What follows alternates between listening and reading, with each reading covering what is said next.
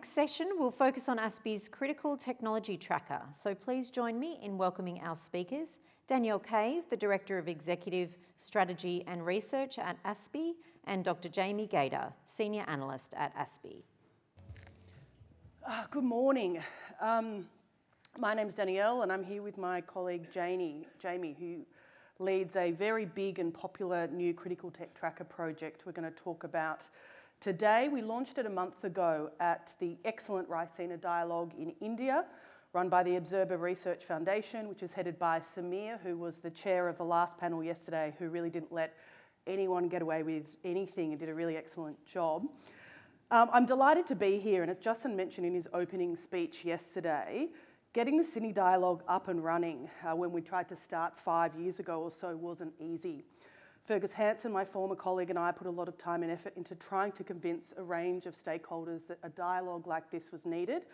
I guess I was incredibly naive. I thought it was a sort of an obvious gap and was going to be an open and shut case. But it was really hard to get the right stakeholders on board across Parliament, government and various places. Back then, just 4 or 5 years ago, technology and technology policy really was very much seen, I think, as a sideshow that could be wrapped up in a sort of handful of government branches, maybe in a couple departments under one minister max. I think we've seen from yesterday, and we'll see again today, that that's completely changed and it continues to change really, really quickly. So it was quite the journey back then. And I think you'd be facing an uphill battle now and again next year if you tried to argue a dialogue like this isn't vital for the Indo-Pacific region and bringing all the global players to the table across government, industry and civil society. And in a way, it's not dissimilar to the journey I think we've had with the Critical Tech Tracker, which again has been a 4 or 5 year journey, trying to get it up and running. We had the idea so long ago.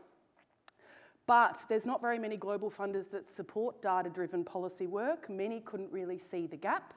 And it took a while, a lot of energy and resources. And I raise both these micro examples because I have worried for years now that it's a risk aversion that is here in, across the sectors. And it's still prevalent today. And I think it's a risk aversion we need to shake off. And I think very much that came through yesterday in the discussions.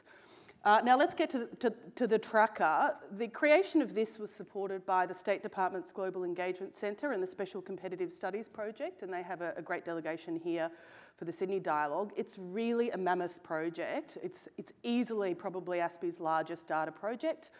It reveals where countries, universities, national labs and companies around the world who publish research publicly have a competitive advantage across 44 critical technology areas, and we'll be adding new technologies in the coming months. It focuses on a key performance measure of scientific and technological capability, high impact or high quality research. And Jamie and I will discuss in a minute why they chose those measures. What I think the Critical Tech Tracker gives us, beyond data sets showing research performance, are really unique and new insights, global insights into strategy, intent, and potential future capabilities. We think of it as almost a heads up. It provides new insights into the spread and concentrations of global expertise around the world, both at the individual, organisation and government level, across a range of critical areas. And the website sits on top of this insane, enormous data set, only portions of which are actually online, and we will build that out in the years to come. A particularly powerful feature of the tool, and please do just Google Critical Tech Tracker if you're sitting there on your phone, if you've never heard about this project before. An incredible, powerful feature of the website that Jamie and the team painstakingly built over a year is called the Talent Tracker. And this reveals the flow of global talent in these technologies, and it highlights brain gains and brain drains for each country. So you can see who is a giver or arguably a loser of talent, and then who's a receiver of talent. Obviously, you can see that Silicon Valley is soaking up a lot of the world's talent, but there are also other countries who are both gaining and losing there as well. As has been the focus of media attention, I think, a lot over the last month, and including again just in the media today, especially across US, India, Japan, Europe and here in Australia, the research found China has established what we sort of describe as a sometimes stunning lead in high impact research across the majority of the tech domains we looked at, 37 of 44 technologies. And that spans defence, space, robotics, energy, environment, biotech, AI, advanced materials, and key areas of quantum technology. The research reveals that for some technologies, all of the world's top 10 leading research institutions are based in China and are collectively generating about 9 times more high-impact research papers than the second-ranked country, which for the majority of time will be of no surprise to anyone in this room, is the United States. The United States comes second in the majority of 44 technologies across these metrics we're looking at. They have obviously huge competitive advantages in high-performance computing, quantum computing, and we all know from COVID-19 in vaccines.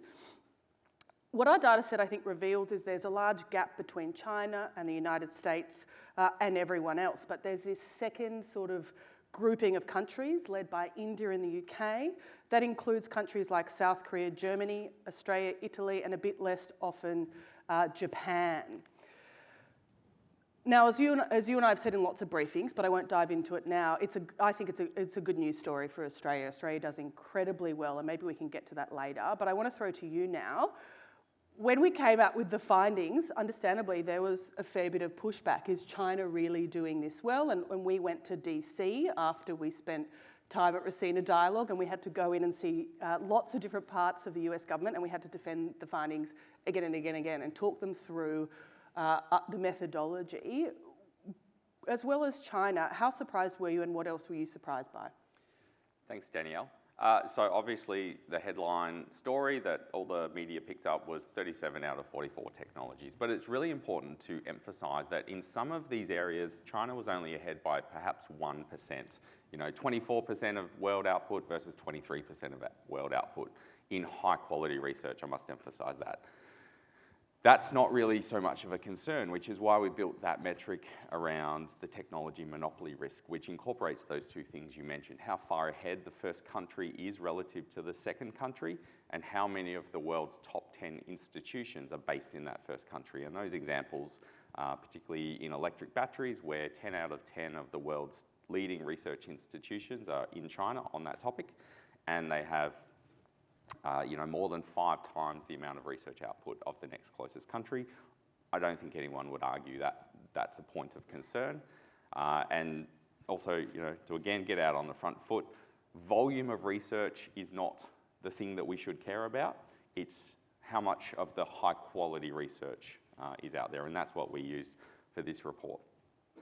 In terms of what I was surprised on outside of the China findings, I would mention Iran, where they were popping up in the top 5 a lot more often than we had anticipated. So we saw them in nanomaterials, advanced coatings, advanced composite materials, and also advanced aircraft engines.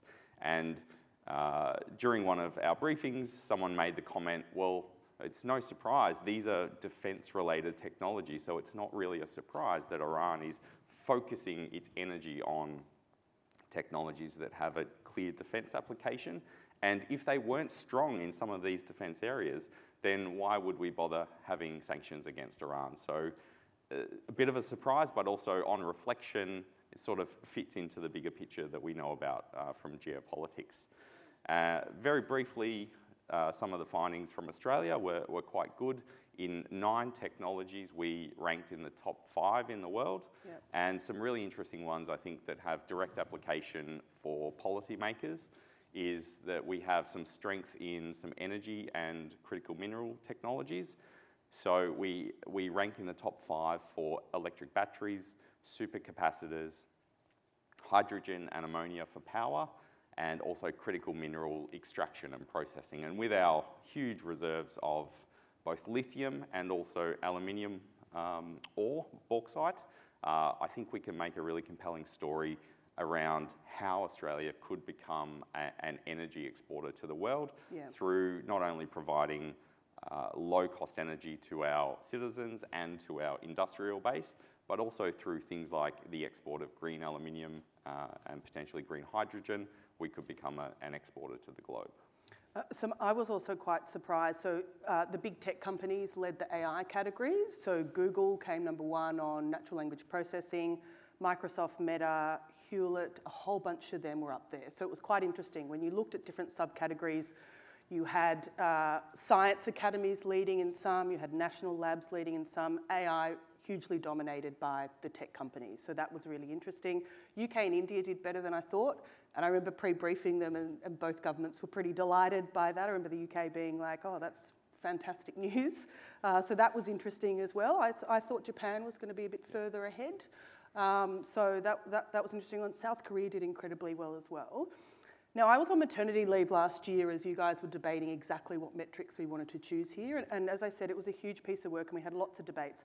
Why did you guys pick high impact or high quality research above, say, patents, for example? Yep.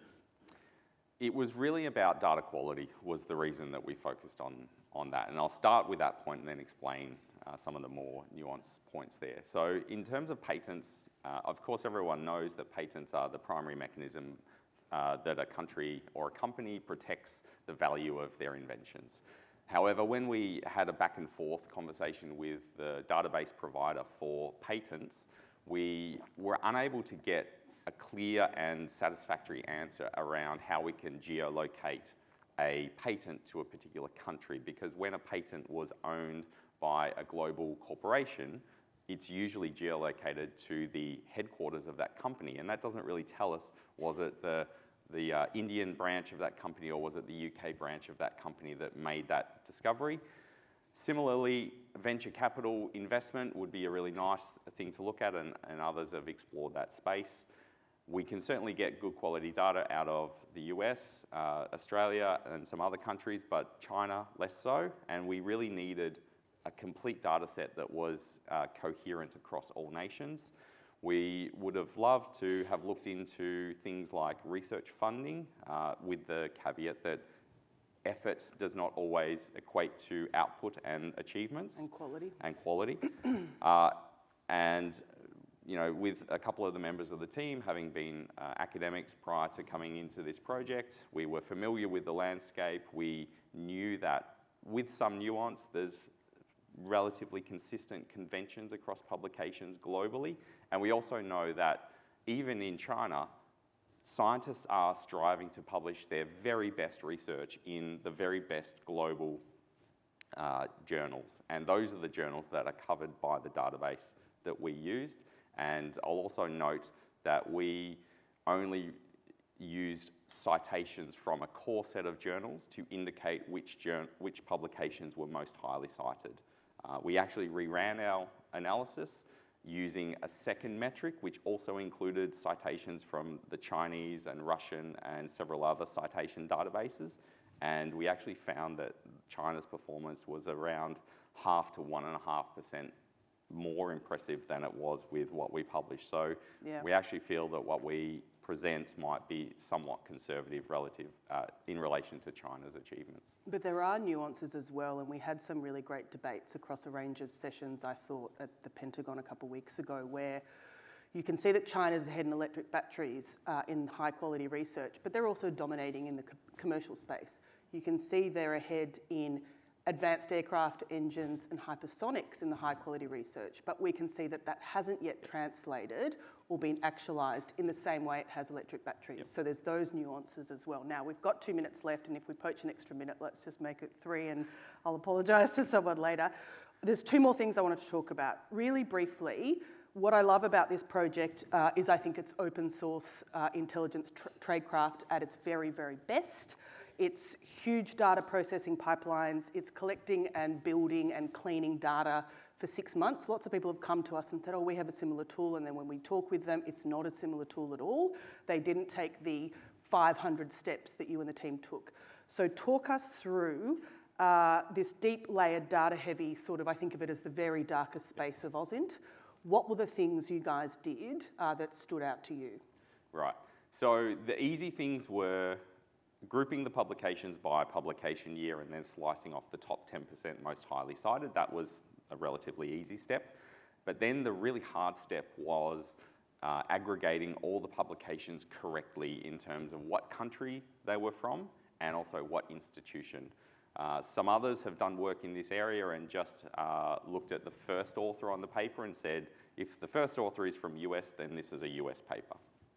We didn't do that. We looked at every single author on every single paper and we identified the country of all those authors based on their affiliation address. And of course, that's often a huge piece of work to process 2.2 million research papers, more than 12 million author names and affiliation addresses.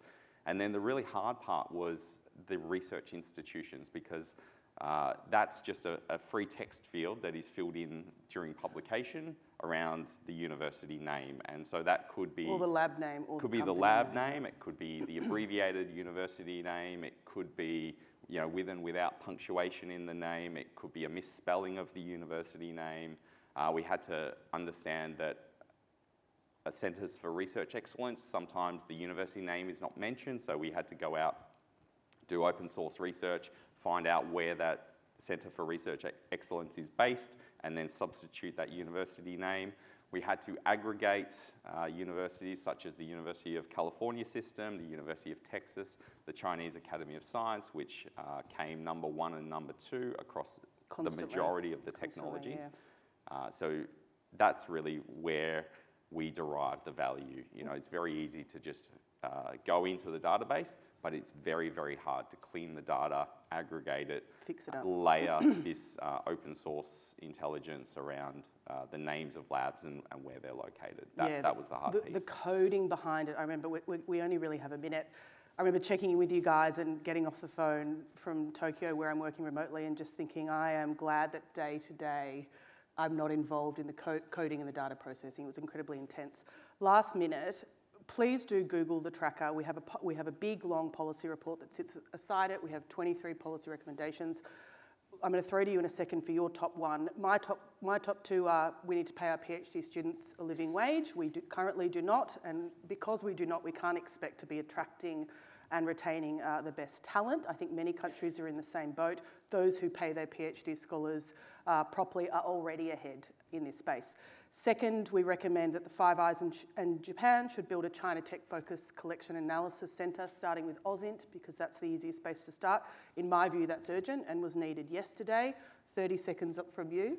For me, it's to remember that academics are rational actors, and they are looking 15 and 20 years ahead and thinking, which area will I take my skill set into, and that will provide for me and my family into the future.